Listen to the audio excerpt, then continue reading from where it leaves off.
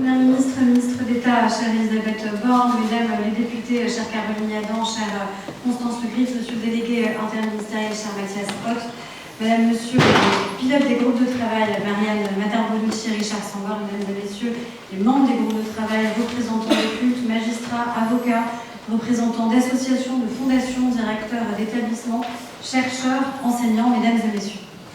Je veux saluer évidemment le travail remarquable des deux groupes de travail ainsi que l'engagement de toutes celles et ceux qui ont contribué à ces assises. Ce que vous nous avez livré ce matin, c'est un appel à la responsabilité. Le 7 octobre 2023, 50 Français ont été assassinés, parmi plus de 1200 hommes, femmes et enfants, dans les attentats terroristes perpétrés par le Hamas en Israël. Le président de la République l'a dit avec clarté, ce fut le plus grand massacre antisémite de notre siècle. Toutes les démocraties ont eu à affronter un regard massif d'antisémitisme et la France n'a pas été épargnée. Ce qui se dresse devant nous, ce n'est pas une vague, c'est une lame de fond. Ce qui nous menace, ce n'est pas une convulsion, c'est un risque de réenracinement profond et durable. Il y a l'antisémitisme qui frappe, celui qui tague, qui insulte, qui crache, qui attaque, qui incendie, qui blesse, qui viole, qui tue. Il y a aussi l'antisémitisme d'atmosphère, celui qui s'installe au quotidien, qui invite à ne pas faire de vagues, qui impose aux victimes le silence et de disparaître. L'antisémitisme enferme nos concitoyens juifs dans des sentiments de peur, de solitude et d'abandon. Et face à lui, il n'y a pas d'ambiguïté possible. L'antisémitisme ne se débat pas, il ne se comprend pas, il se combat. La réponse de la République est donc un refus en bloc, total, absolu. Et elle doit s'incarner concrètement à travers 3 boussoles claires. La fidélité absolue à nos principes et nos valeurs universalistes, la lucidité face à toutes les formes de haine anti-juive et la transmission comme rempart durable contre la haine. 3 boussoles pour tenir dans la tempête. L'universalisme d'abord. L'esprit de ce rapport est résolument universaliste et profondément républicain, et ce choix fait sens, car le débat existe. Faudrait-il découper en tranches la lutte contre les haines ? Faudrait-il déléguer un monopole de la lutte antiraciste à un tel, de la lutte contre l'antisémitisme à un autre? Je ne le crois pas. Je suis même convaincue du contraire. Dans un moment de l'histoire où tant de forces nous poussent à nous séparer, nous fragmenter et nous opposer, rien ne serait pire que d'accréditer l'idée d'une compétition entre les luttes et entre les victimes. Ce serait un aveu d'échec et une source de grand danger. La République lutte contre toutes les haines, puissamment et en même temps. Elle ne reconnaît aucune communauté puisqu'elle n'en connaît qu'une seule. La communauté nationale, au sein de laquelle chacun de nos compatriotes doit pouvoir vivre l'identité qu'il choisit ou non de se donner. Car ce que nous défendons, c'est une idée exigeante de la France, celle de la Déclaration des droits de l'homme et du citoyen, celle de la loi de 1905, qui établit la laïcité comme le socle garant de la liberté de conscience et de l'égalité de tous devant la loi.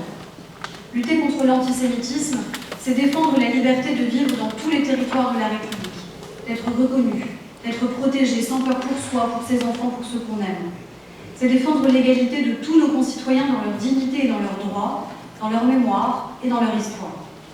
C'est défendre la fraternité, cette responsabilité collective qui nous relie, qui nous oblige, qui affirme que la haine de l'autre est toujours la défaite de tous. Et c'est défendre la laïcité, non comme une interdiction mais comme une protection, un bouclier commun, une liberté, un espace où chacun peut croire ou ne pas croire sans jamais avoir à se justifier. Et c'est pourquoi aucune forme de haine ne peut être tolérée. Je veux rendre ici hommage à Aboubacar C., assassiné la semaine dernière dans une mosquée, lieu de prière. L'effroi est immense et l'émotion totale. À sa famille, à ses proches, à nos compatriotes musulmans, la nation tout entière adresse son soutien, sa peine et sa solidarité. Qu'elles prennent la forme de la haine anti-musulmane, de la haine anti-juive ou anti-chrétienne, les haines anti-religieuses, comme toutes les formes de haine, n'auront jamais leur place en France. La réponse de notre République est claire et elle tient en un mot, l'intransigeance. Intransigeance contre toutes les formes de haine, intransigeance sans exception, intransigeance sans hiérarchie. Car chaque fois qu'en France on est ciblé pour son identité réelle ou supposée, son nom, son apparence, c'est toute la République qui vacille. Et nous ne laisserons pas la République vaciller. Parce qu'être républicain, c'est être acteur, c'est refuser l'indifférence, ce poison qui gangrène notre société et permet aux injustices de prospérer. C'est s'engager, clairement et sans ambiguïté, pour défendre notre démocratie et en réaffirmer ses valeurs. Car si nous cédons à l'essentialisation, si nous cédons au piège du repli, si nous laissons s'installer l'idée que celui qui souffre est légitime à se battre seul, alors nous avons déjà cédé quelque chose de fondamental, le sens même de notre République. Depuis quand faut-il être juif pour dénoncer l'antisémitisme? Depuis quand faut-il être victime pour avoir à s'indigner?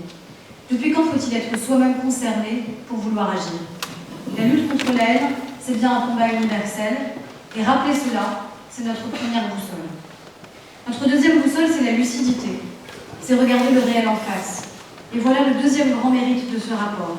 Il dit les choses, scientifiquement, sereinement. Il pose des chiffres et des mots sur le réel. Et le réel, ce sont d'abord des chiffres alarmants. 1570 actes antisémites recensés en 2024, dont 2 tiers sont des atteintes aux personnes, 62% des actes anti-religieux concentrés sur moins de 1% de la population française, les Français juifs. La maison brûle et nous ne regarderons pas ailleurs. Et chacun connaît ici la grande vigilance de Bruno Retailleau à la tête du ministère de l'Intérieur. Le réel, c'est la prévalence d'un antisémitisme d'extrême droite et l'explosion d'un antisémitisme d'extrême gauche, selon une courbe en U que vous décrivez avec beaucoup de pertinence. Le réel, c'est une fracture générationnelle qui risque de devenir un fossé si nous ne nous dressons pas. Le réel, ce sont les ravages du complotisme et la caisse de résonance que lui offrent les réseaux sociaux, faisant de la lutte contre la haine en ligne une exigence de notre siècle. Le réel, c'est un risque d'un alias scolaire à l'œuvre depuis plusieurs décennies déjà, de même qu'un alias territorial qui voit les juifs quitter certains quartiers pour en préférer d'autres, plus sûrs. Au fond, le réel, c'est cette capacité redoutable de l'antisémitisme. Il lutte, il s'adapte, il épouse les codes de son époque. Aujourd'hui, il prend le plus souvent la forme de l'antisionisme, de la haine décomplexée d'Israël, seul État au monde visé par une telle obsession. Critiquer la politique d'un gouvernement est un droit absolu. Personne ici ne le remet en cause.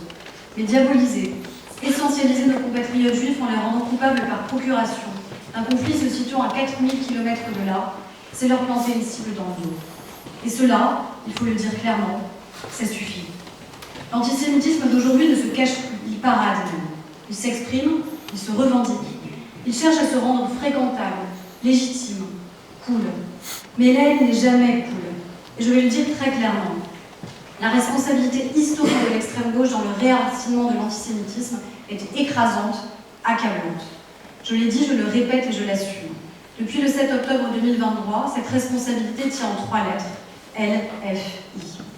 Un parti politique qui a fait de la haine d'Israël non pas un dérapage, mais bien une stratégie électorale. Les parlementaires de la nation s'improvisent géopoliticiens, appellent à je ne sais quelle libération du fleuve à la mer, mais qui au fond ne connaissent de Jourdain que la station de la ligne 11 du métro parisien. Les élus de la République qui ont choisi la compromission avec l'islamisme politique, culturel, identitaire. En 2025, il n'y a pas de combat contre l'antisémitisme sans combat contre l'islamisme qui porte la haine du juif dans son code génétique. Cela aussi, il faut le nommer. Le courage, ce n'est pas le vacarme. Le courage, c'est dire les choses, calmement, lucidement, fermement. Ce n'est pas stigmatiser une religion qui a autant de place que les autres dans notre République, ni plus ni moins.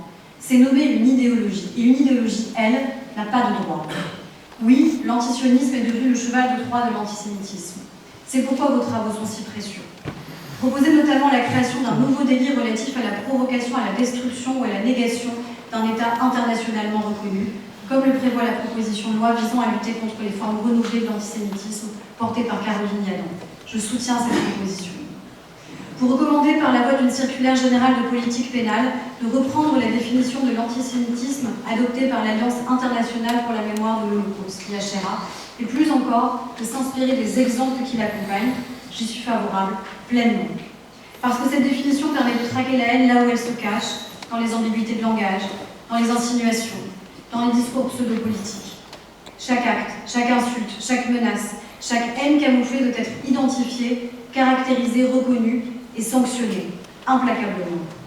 Aujourd'hui, des contenus antisémites ou racistes circulent librement sur des sites hébergés à l'étranger, sous couvert d'anonymat, d'opacité ou de frontières numériques. La France ne peut pas devenir un marché libre pour la haine importée. Je suis donc favorable à ce que les responsables de ces organes de presse ou plateformes numériques, même étrangers, puissent être poursuivis.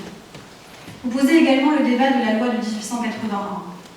Cette question de la sortie des 5 infractions à caractère raciste et antisémite du droit de la presse pour les intégrer dans le droit pénal général je le sais, ne fait pas consensus.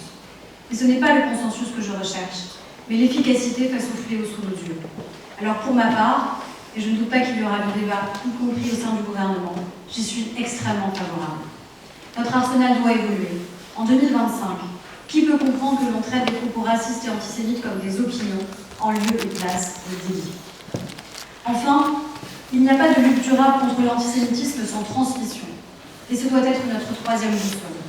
Transmettre, c'est armer l'esprit contre les falsifications, contre les manipulations, contre la haine qui avance masquée. C'est donner à chaque enfant de France les repères nécessaires pour comprendre, pour décrypter, pour résister. Et l'éducation, oui, est notre première ligne de défense. Mais aujourd'hui, le risque est grand que ce pilier vacille. Le constat est clair, nos enfants sont à la fois victimes et auteurs. Victimes de l'ignorance, de la banalisation et des replis identitaires. Auteurs aussi, par mimétisme, par provocation, sous l'influence d'un climat numérique qui préfère le clash à la nuance. Ce fossé générationnel, c'est un fait, et ce serait une erreur majeure de le taire ou de le minimiser. Mais ce n'est pas une fatalité, et je refuse l'idée d'une génération qui serait perdue par principe. Pour cela, il faut lui parler, il faut lui transmettre. C'est pourquoi lutter contre l'antisémitisme est une mission éducative avant tout. Ce n'est pas seulement sanctionner les actes, c'est prévenir les dérives avant qu'elles ne s'enracinent. C'est enseigner à distinguer la vérité historique du mensonge numérique. C'est replacer nos valeurs comme des remparts vivants, pas des slogans vides. C'est le temps des professeurs. Et pour cela, nous devons plus que jamais, comme le fait Elisabeth Borne avec beaucoup de force et beaucoup de courage, soutenir et accompagner nos enseignants et l'ensemble des professionnels de l'éducation nationale et de l'enseignement supérieur. Nous avons aussi la nécessité de leur donner des outils adéquats. À ce titre, vous avez formulé de nombreuses propositions en matière de formation initiale et continue que j'accueille très favorablement. Je pense par exemple à cette proposition d'inclure dans les concours de recrutement des enseignants des épreuves spécifiques sur la lutte contre l'antisémitisme et tous les racismes, car l'éducation contre les haines est au cœur de la mission de l'école. Je pense également à cette idée forte, la création d'un institut national de formation et de recherche sur le racisme et l'antisémitisme, avec des postes dédiés comme cela existe déjà au Royaume-Uni ou en Allemagne. La France ne peut pas rester en retrait. Aujourd'hui, les rares recherches existantes reposent trop souvent sur la seule énergie de personnes engagées, passionnées, mais isolées. Nous devons assumer pleinement ce devoir de connaissance, de veille et d'analyse. Mais la bataille de la transmission ne se limite pas à l'école. Elle se mène aussi, et évidemment, dans l'enseignement supérieur. L'université devrait être d'abord le lieu du débat et de la nuance, de la confrontation d'idées et de la liberté intellectuelle. Jamais celui de l'intimidation et de la peur. Ce climat n'est pas une opinion. C'est une menace et nous devons y faire face. Je dois dire que les images de cet enseignant de Lyon 2 menacé dans son amphithéâtre sont absolument insoutenables.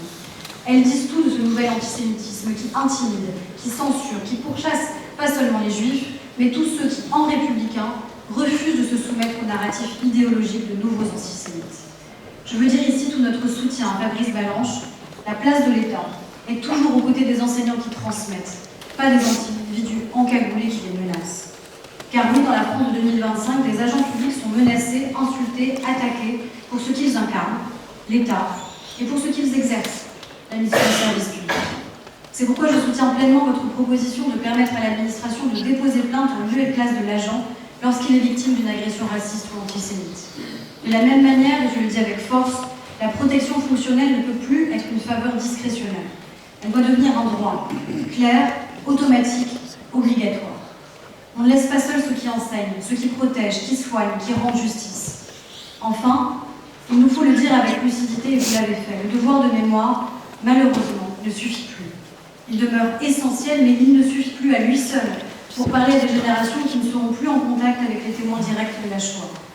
Il ne suffit plus face à ceux qui instrumentalisent la Shoah pour en relativiser la portée. Il ne suffit plus face aux récits concurrents qui incarnent le soupçon, la confusion, le brouillage. Le devoir de mémoire est indispensable, mais il doit se doubler d'un devoir de compréhension, d'un devoir de vigilance, d'un devoir d'intelligence, en élevant les consciences et en posant des repères. En cela, la transmission est essentielle et c'est aussi notre responsabilité. Mesdames et messieurs, l'heure aujourd'hui est à la décision, à l'action et à la fermeté. Et le gouvernement sera au rendez-vous. Nous allons former pour éclairer. Nous allons transmettre pour armer les consciences. Nous allons sanctionner pour protéger. Nous allons soutenir pour ne laisser aucun citoyen seul face à la haine. Et surtout, nous allons tenir. Tenir notre ligne, tenir notre parole, tenir la République. Oui, nous pouvons gagner le combat contre l'antisémitisme si notre nation tout entière se réveille. Si notre nation comprend que ce combat n'est pas celui des justes, n'est pas celui des juifs seuls, mais celui des justes. De tous ceux qui refusent que la haine gagne et que la République se couche. Parce qu'il est minuit moins le quart, mais quand il est moins le quart, il n'est toujours pas trop tard. Alors il faut le faire, et le faire maintenant. Je vous remercie.